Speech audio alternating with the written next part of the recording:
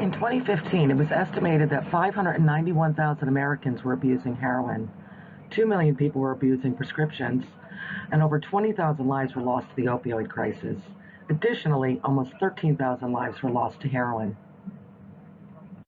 From 2015 to 2016, death overdoses have risen 22%. Additionally, since 1999, overdoses have quadrupled. As you can see, between 2011 and 2016, death overdoses have increased per county. Currently, there are 4,000 Vermonters in drug treatment with an additional 400 users on the waiting list. And since 2000, Vermont has seen an 800% increase in the opioid drug abuse. In 2013, Vermont had the highest rate of illicit drug use in the country. Vermont has the second highest per capita rate for treatment admissions in the country. Of them, the most vulnerable group are those 18 to 25. One of the sponsors for All Recovery Day is Friends of Recovery Vermont. Their beliefs about solving the opioid crisis differs. However, all members agree that recovery does work. They bring voices to those who do not have any.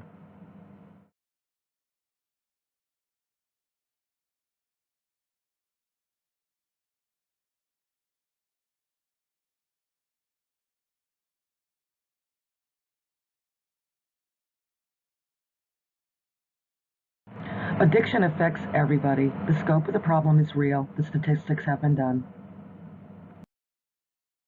We must become engaged for change to happen. So what is All Recovery Day? It's a day of resources, a day of testimony, a day of networking, and a day to hear personal recovery stories. That's me. I was fortunate enough to attend this all-day event. During All Recovery Day, community, organization, those in recovery, and government all come together to celebrate recovery. It also allows for collaboration on ways that we can change the current substance abuse crisis. All Recovery Day not only educates the public, but raises awareness in the community. There are numerous barriers facing those that are addicted. Some such barriers are the stigma, transitional housing, the need for more mental health services, affordable services, and wait times.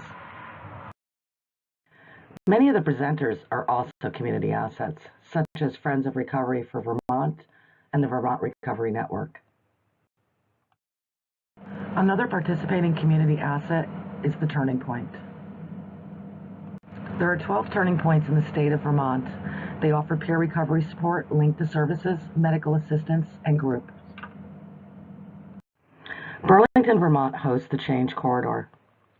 Here, ordinary people visiting from around the world get the opportunity to learn and listen about the current addiction crisis in Vermont. While there, they are challenged to think about the opioid crisis. Not only can those visiting the airport reflect on the messages written throughout, but they have the opportunity to view a video loop about the drug crisis affecting Vermonters. So what's the goal? Awareness and removal of the stigma in our communities.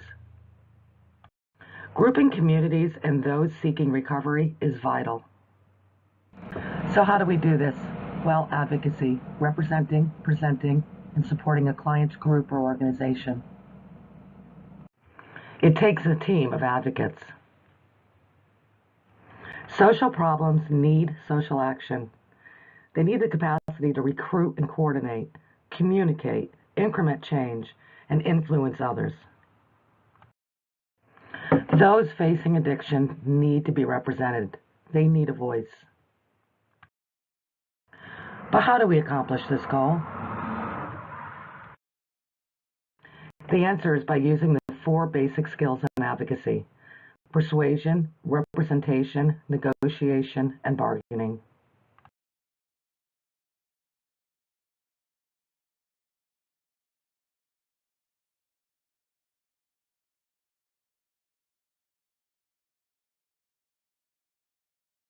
Persuasion involves promoting, marketing, working for favorable interpretations for a client or a cause, and changing minds.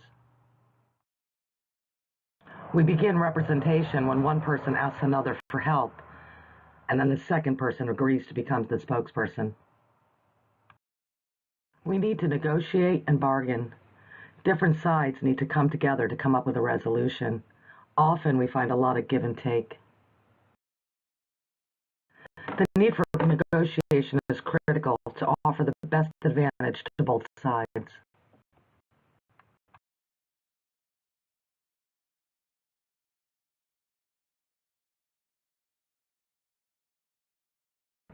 Through direct lobbying, organizations can receive funding. On February 14, 2018, Governor Scott signed into declaration All Recovery Day.